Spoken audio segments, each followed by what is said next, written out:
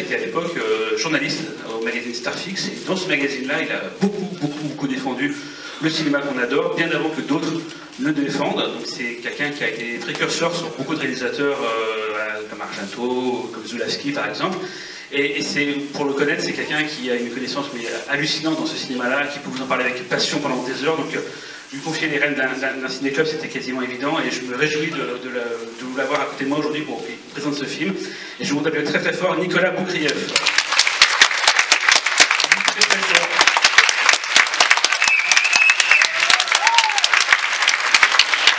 Bonjour. Moi je suis ravi d'être là, on m'a proposé ça, j'adore Cyril, j'adore le pif, donc j'ai dit oui tout de suite. On s'est demandé quel film passait en premier, on avait fait une liste, et parmi tous ces films il y avait l'élément cannibale, et Cyril m'a dit oui, je pense que c'est une bonne idée, donc voilà, l'élément cannibale. Alors c'est un film que j'ai découvert en salle, moi adolescent à l'époque, il est sorti dans une indifférence générale totale, je l'ai vu dans une salle très peu, dans une salle de Jean-Lépin. Et je dois dire que ce film m'a troublé, choqué, heurté, fasciné, vraiment. Et je garde cette relation avec ce film depuis toujours. Alors, c'est intéressant, il est intéressant à montrer aujourd'hui parce que je pense qu'il coche absolument toutes les cases de ce qui pourrait choquer un spectateur d'aujourd'hui qui serait, je dirais, j'ai envie de dire, dans l'idéologie dominante, de ce qu'on peut montrer, ne pas montrer, de ce qui est tabou, de ce qui ne l'est pas, de ce qui est fasciste ou pas, raciste ou pas, etc. Ce film coche toutes les cases. Je vous rassure, à l'époque, c'était déjà choquant. On n'était pas idiot non plus à l'époque, on avait aussi une certaine morale. Et le film m'avait beaucoup interpellé parce qu'à la fois, il appartient à ce genre qui est le film de cannibale. Alors c'est le second, il est considéré comme le premier parce que c'est sans doute le plus flamboyant. C'est l'œuvre de Deodato qui a fait après Cannibal Holocaust, et c'est son premier film. En fait, le début du genre, c'est un film de Bertolazzi, si je me souviens bien, qui s'appelle Le Pays de l'exorcisme en français.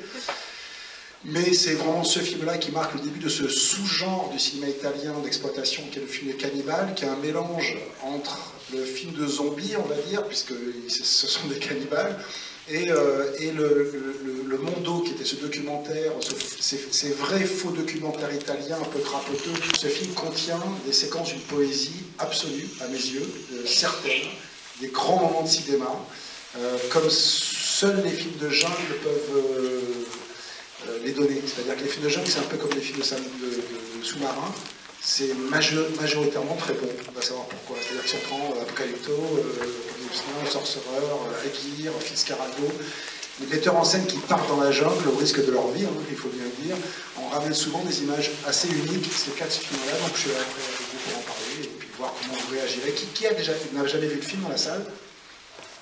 Ah oui, d'accord, ouais. Bon, voilà, vous allez voir, ça va faire un bon voyage. En tout cas, vous ferez le voyage, ça c'est certain.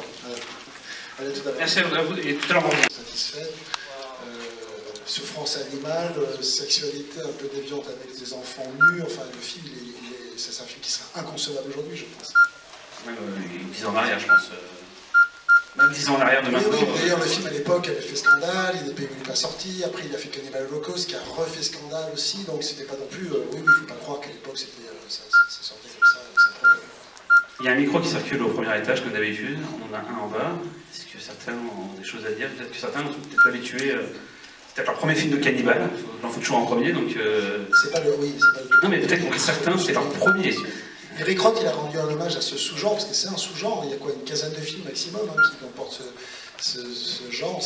Les Deodato sont les meilleurs d'un point de vue de cinéma, mais tous sont dans ce mélange de racisme, tous sont un peu répugnants quand même, il faut bien le dire, très gore. Alors, dans le casting, là, c'est marrant, parce qu'il y a Ivan Rassimov, qui est le barbu, celui qui est blessé. Lui, il a retapé des films de cannibales quelques années après avec un film de Bertolazzi qui s'appelait Mangiati Vivi, un titre qui m'a toujours fait rire en fait, Manger vivant. Voilà. Mimi Ley, on la reverra, l'actrice, dans cette scène incroyable quand elle se fait dévorer, il y a une espèce de musique de mélo qui est le thème du film, mais c'est très bizarre parce que c'est une scène horrifique et en même temps il y a cette espèce de musique qui en fait presque une scène émouvante, enfin c'est très particulier. Et elle fera dans le premier film de Lars von Trier avec Mount of Crime, c'est là qu'on en verra. Et l'acteur principal, on l'a jamais vraiment revu dans un premier rôle. Juste pour l'anecdote, c'est lui qui doublait Dark Vador en Italie pour Star Wars. Donc, voilà. Et sa performance est juste hallucinante, parce que quand on voit ce qu'il donne à ce film, c'est juste fou. Enfin, qu'il a accepté ce rôle et d'aller aussi loin dans ce rôle. c'est quelque chose d'assez très impressionnant, je trouvais très 70 en fait. Je suis pas sûr qu'aujourd'hui, qu'une assurance laisserait ce film se faire d'ailleurs. Qui veut se lancer du coup? Vous avez forcément plein de questions. Je vois devant quelqu'un qui se... Non, j'ai cru qu'il y avait la main. Vous avez ces deux marbres. Ah, question là-bas. Deodato, il a récidivé après donc, avec Cannibal Holocaust, qui a un processus un peu différent, puisqu'il y a une partie du film qui sont soi-disant des bandes qu'on retrouve d'une équipe qui a été décimée, et on retrouve les bandes de films qu'ils ont fait tout au long de leur épopée, et on voit au fur et à mesure de l'avancée à la fois la torture qu'ils font sur les cannibales et la façon dont les cannibales finissent par les dévorer. Et le film à l'époque a fait un énorme scandale parce que les gens pensaient que c'était un snuff.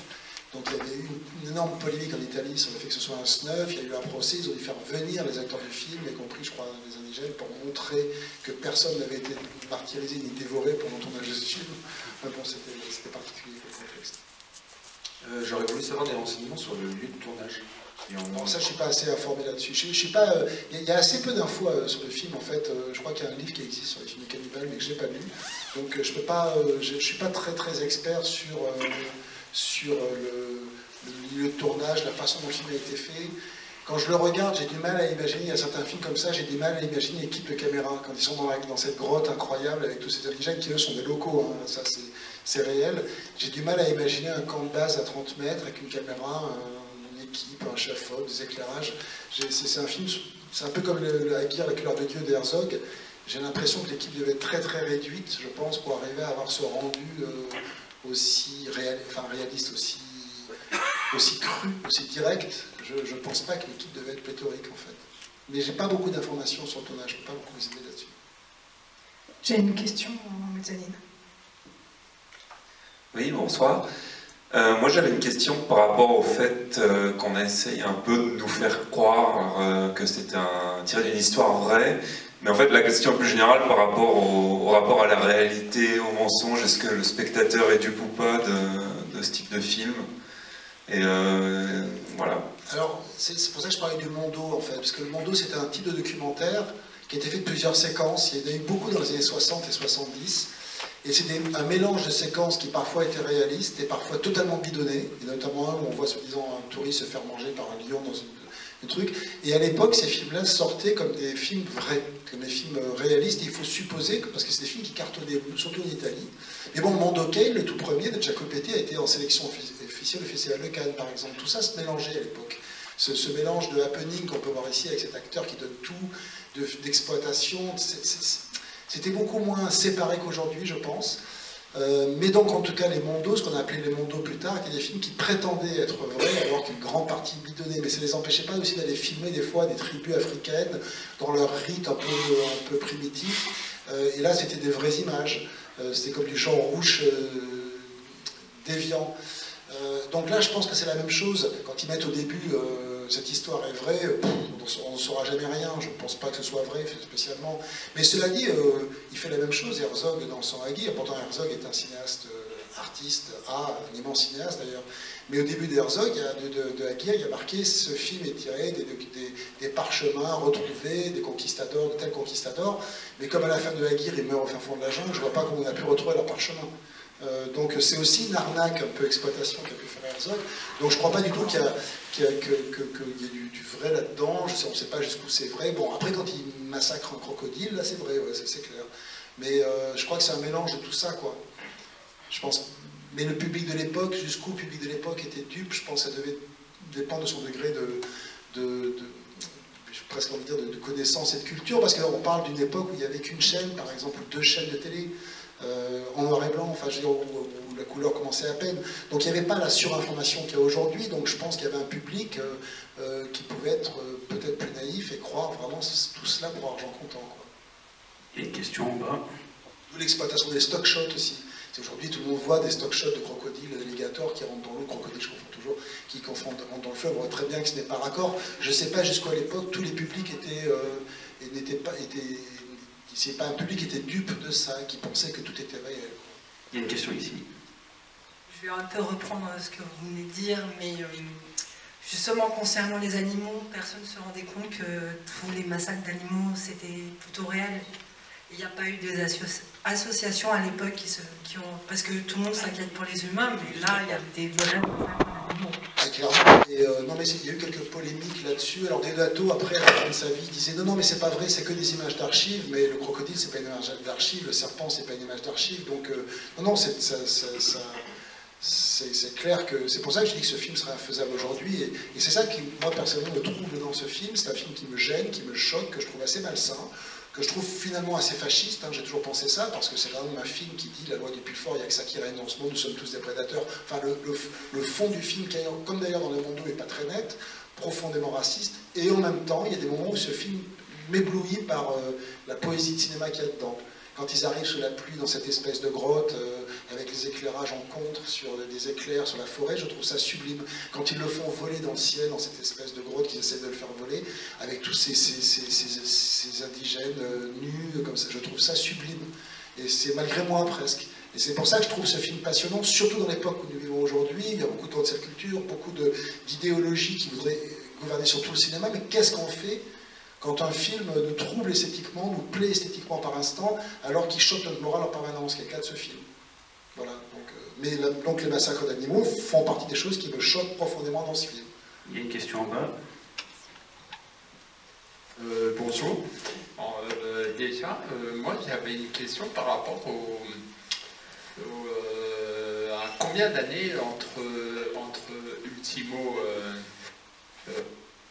est sorti et Cannibal Holocaust. Je sais pas, je dirais 3-4 ans peut-être, 3 ans, 4 ans peut-être, je sais pas. 77, je dirais 80, 79, il y a 2 ans en fait.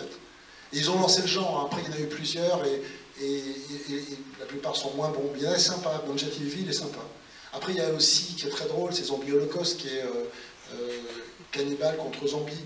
Parce qu'après il y a le film de Zombie, après Zombie de Romero, là on est plus proche du Mondo, puis après il y a eu le Zombie de Romero et Argento qui avait cartonné en Italie, donc ils ont lancé, ça a relancé le film de Zombie en Italie, ou lancé d'ailleurs, avec les Fulci et compagnie, et du coup il y a eu Zombie Holocaust, la Regina del Cannibal, c'est un titre original, donc j'ai oublié le metteur en scène, excusez-moi, et qui lui fait affrontement de zombies contre les cannibales, ça c'est assez fandard, c'est impressionnant. Il y a une question en bas, bien. Oui, juste une petite remarque par rapport à la crédibilité des choses. Moi, je me souviens très très bien que quand ma mère est rentrée de voir Mando Cane, pour elle, c'était presque du grande partie de premier degré. Et à l'époque, il n'y avait pas Internet, il n'y avait pas tout ça. En plus, une dizaine d'années avant, il y a le fils Rockefeller qui a été tué et mangé par dont on dit qu'il a été mangé par des cannibales. Donc c'est une époque où les journaux rapportaient beaucoup. Donc le petit truc du début, moi, ça m'a tout de suite fait penser au fils Rockefeller à l'époque où il est mort, où il a disparu un peu dans des conditions bizarres. Et il y a eu des gens qui ont témoigné comme quoi il avait été bouffé par des cannibales. Donc il faut resituer ça dans l'époque et c'est vrai que ça ne me surprend pas que des gens y aient cru, quoi. Oui, puis ce qui était idéologiquement, le Mondo, il était très proche de ce film finalement, parce que l'alternance des séquences qu'il y avait dans beaucoup de Mondo, c'était des séquences de tribus primitives ou des choses, vraiment on voyait des fois des cannibales ou des danses primitives ou peut-être des excisions, j'en sais rien, et en parallèle, il montrait en général des séquences des sociétés occidentales dans tout ce qu'elles pouvaient avoir de plus foldingue, extrême. Et donc c'était cette idée, alors soi-disant d'extrême gauche, mais qui peut aussi marcher pour l'extrême droite, qui est de dire regardez où nous sommes et regardez qui ils sont. Et il y avait la collusion des deux. Et notamment, je connais cette anecdote qui est un peu violente, c'est que Yves Klein avait accepté de participer à Mondoken, qui avait dû être bien présenté, et donc il avait laissé filmer une scène où il peignait des filles nues en bleu, et qui faisaient des toiles avec ce fameux bleu d'Yves Klein. Mais dans le film, quand on le regarde, c'est ridicule. C'est, regardez, pendant que des gens vivent de façon primitive, nous, de l'autre côté, on est complètement décadents, et on fait des peintures avec des filles peintes en bleu. Et quand Yves Klein a vu la projection à Cannes, il en est sorti, paraît-il, traumatisé. Et je ne sais pas s'il y a un rapport de cause à effet, mais il est mort 15 jours après d'un arrêt cardiaque. Donc je veux dire qu'il y avait cette idéologie un peu malsaine, et qu'il y a ici, qui dit jusqu'où sommes-nous des gens civilisés, nous ne sommes jamais très loin d'être des barbares, et ce qui pour moi est une dialectique un peu fasciste, parce qu'il n'y a pas de valeur humaine là-dedans. Enfin je veux dire, c'est très particulier, il n'y a pas d'amour, il n'y a pas de... Il y a un peu d'entraide à la fin, on va dire, à la rigueur, mais bon, c'est quand même un monde qui dit, il le dit d'ailleurs très clairement, c'est un monde de prédateurs. C'est une vision de l'espèce humaine uniquement sous l'angle de la prédation, et c'est quand même assez choquant, et en même temps fascinant. C'est ça qui rend le film très, très intéressant. Une question. Ah, une question là-haut. Bonjour. Alors, moi j'ai une question. Alors, je connais assez mal Deodato et le reste de sa filmographie. Et du coup, ma question serait à quel point est-ce qu'il y a des choses qui sont très réussies esthétiquement dans la manière de filmer la forêt, notamment comme vous le disiez en introduction. Et à côté de ça, c'est un catalogue de beaucoup de déviance, d'urologie, de viol, etc. Et du coup, où est le curseur dans l'approche de Deodato? Est-ce qu'il a malgré tout une volonté quelque part artistique? Ou est-ce qu'il fait du pur cinéma cynique d'exploitation et cherche à tout prix à chercher à titiller Chaland avec des choses scandaleuses? Ça, je pense que chacun doit... Je crois que c'est chaque spectateur qui se positionne par rapport à ça. Moi, je pense qu'il est dans la pure exploitation. Je pense qu'il est doué, qu'il est très doué, qu'il a une très bonne équipe, qui part avec ce film de dingue. Comme je disais, les films de jungle, on prend Apocalypto de Mel Gibson, on prend Sorcerer de Friedkin, on prend... ils en ramènent toujours quelque chose. Donc je pense que les conditions dans lesquelles on tourne ramènent quelque chose de sauvage. Je pense personnellement qu'il a fait une sorte de proto-chef-d'œuvre. Je ne parle pas idéologiquement, mais je parle en termes esthétiques par moment, à peu près sans s'en rendre compte. Juste dans l'idée à la fois monde doux, comme je disais, puis de faire un film d'aventure, etc. Et c'est ce qui rend ce cinéma précieux d'exploitation, c'est qu'il est pas self-conscious. Et souvent les chefs-d'œuvre qu'on peut voir, on a l'impression faits purement par instinct. Moi c'est comme ça que je perçois ce film. Parce que si je pense qu'il y a une démarche d'auteur, je le déteste le film. Parce que je ne pense pas qu'on puisse être à ce point vouloir faire un film aussi dégueulasse idéologiquement. Je pense que c'est juste de l'exploitation, ce qui est la grande puissance de l'exploitation, notamment italienne à cette époque-là. Hein. C'est de juste se jeter, de chercher tout ce qui peut faire quelque chose de spectaculaire qui fait qu'on va faire des entrées. Je le pense comme ça. Sur les films de jungle, il y a une histoire très très bonne qu'a raconté James Gray.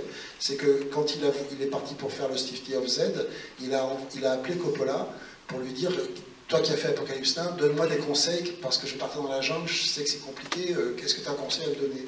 Et Coppola lui dit, bah, tu sais, quand j'ai fait Apocalypse Now, j'ai appelé Roger Corman, qui était le grand producteur, qui avait fait un film de jungle, qui était son mentor, hein, c'est grâce à Roger Corman que Coppola a commencé, et il dit, j'ai fait comme toi, j'ai appelé Roger Corman pour qu'il me donne un conseil, et il m'a donné un seul conseil, ah bon, c'est lequel? Don't go.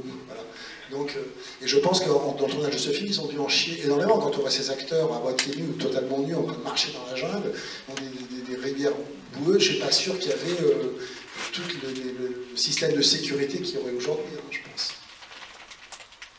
Voilà, mais moi, en tout cas, je pense que c'est un film fait complètement à l'instinct, pas réfléchi ni tellement idéologiquement, ni moralement, voilà. Tout ce point de vue complètement flottant et cet œil très poétique, mais qui ne se réfléchit pas. C'est comme ça que je le perçois. Oui, bonjour. Moi j'ai une question par rapport au fait que, comme vous avez dit, c'est un film qui véhicule des idées un peu nauséabondes, où il y a des massacres d'animaux voilà, à l'écran, des enfants nus, mais du coup quel est l'intérêt de montrer encore ce film?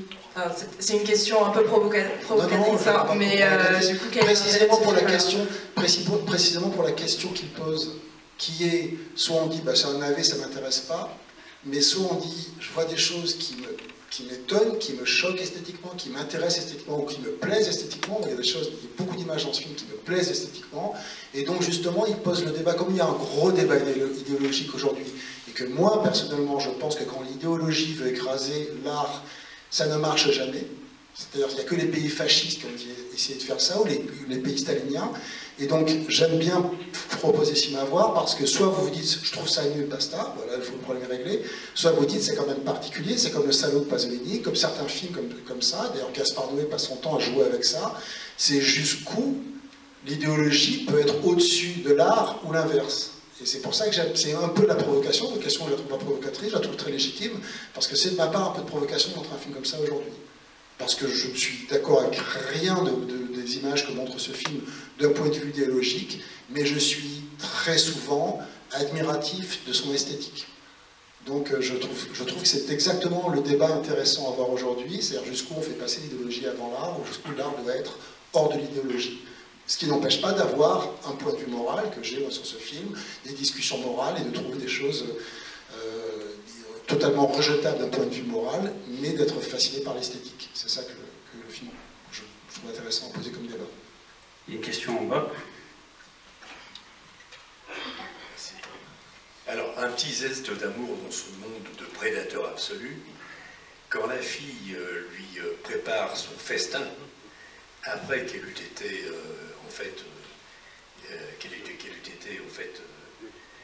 violée, clairement. Je trouve qu'à un moment, il y a une espèce de touche, quand même, un peu humaine, quelque part, et qui glisse après vers autre. Non, mais c'est odieux comme image. C'est-à-dire qu'au fond, elle n'a pas été violée, elle a été révélée elle-même. C'est affreux. Il la frappe, il la viole, et c'est d'un machisme, alors pour le coup, latin, absolu. Ça, pour moi, c'est ce qu'il y a de plus détestable dans le film, avec les massacres d'animaux. Je trouve cette idée détestable. Il se réveille, elle lui a fait sa nourriture, alors qu'il l'a violée la veille, ça veut dire qu'elle a été révélée elle-même par son viol. C'est irrecevable. Mais déjà à l'époque, c'était irrecevable. Hein, rassurez-vous, hein, on découvre, enfin, tout le monde ne découvre pas le truc aujourd'hui. C'était irrecevable déjà à l'époque. C'était détestable à l'époque. Moi, je trouve ça. J'en sais bien, oui. Donc vous êtes en train de dire, là, effectivement, que le film est insortable de Luchon. Non, infaisable. Insortable, j'en sais rien. Non, mais vous en parlez précisément. En DVD, non, moi je suis pour que tout sorte. Donc, je pense pas de cancel culture, c'est ça. Ah non, moi je suis totalement contre la cancel culture, mais totalement, parce que si on commence à mettre des critères pour savoir si on doit être sortir, pas sortir, montrer, pas montrer, il n'y a que les pays totalitaires qui font ça. Nous ne sommes pas un pays totalitaire, je l'espère, enfin je ne le perçois pas comme tel. On est à peu près encore dans des endroits où on peut montrer les choses. Après, libre à chacun de les voir, de ne pas les voir, il y a des interdictions pour ça. Je préférais le 13-18 que le 12-16, que je trouve pas très bon. Je préfère le 13-18 d'avant pour les interdictions aujourd'hui. Et moi je suis absolument contre la cancel culture. Et Dieu sait si je déteste le Marquis de Sade, je déteste le Marquis de Sade. Mais jamais de ma vie je voudrais qu'on interdise le Marquis de Sade. Je ne suis pas pour la cancel culture, parce que c'est sans fin après. Il y aura toujours quelqu'un qui va dire, mais ça ne me plaît pas. Si on commence à devoir satisfaire, je dirais, comment dire, la susceptibilité de toutes les cases de la société, mais plus rien ne sort. Plus rien ne sort. C'est d'ailleurs le problème qu'ils ont chez Disney, quand ils doivent faire des méchants maintenant, ils vont chercher les plus petites ethnies. Ils vont chercher des Polynésiens, dans je ne sais plus quel film, Jungle, je ne sais plus quoi. Alors c'est un Allemand, roux, parce que les Allemands roux, pour l'instant, ils sont pas trop, ça va, on peut les casser, mais c'est horrible. Donc, non, moi je suis résolument contre la cancel culture, c'est pour ça que je montre ce film, qui est un film qui me choque, que je n'aime pas, qui me répugne un peu, mais dont je dois reconnaître qu'il a des qualités esthétiques qui, par moments, me stupéfient.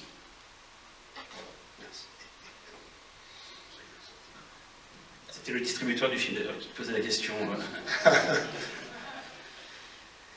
Est-ce qu'il y a une dernière question, ou bien on remercie Nicolas de son choix et on peut l'applaudir du coup pour cette jolie pour nous parler de film. Et à l'année prochaine, Nicolas, pour un autre film. C'était pas mon premier choix, hein, c'était pas mon premier choix, mais j'avais d'autres choix qui étaient des films plus, on va dire, plus positifs, et puis les copies n'étaient pas libres, et donc je suis arrivé là, et je me suis dit, mais c'est un bon débat à poser, je trouve. Ouais, vraiment, voilà, il y avait d'autres choix, et c'est celui-là qui est resté au final, mais voilà, pour des raisons pratiques et techniques. Merci.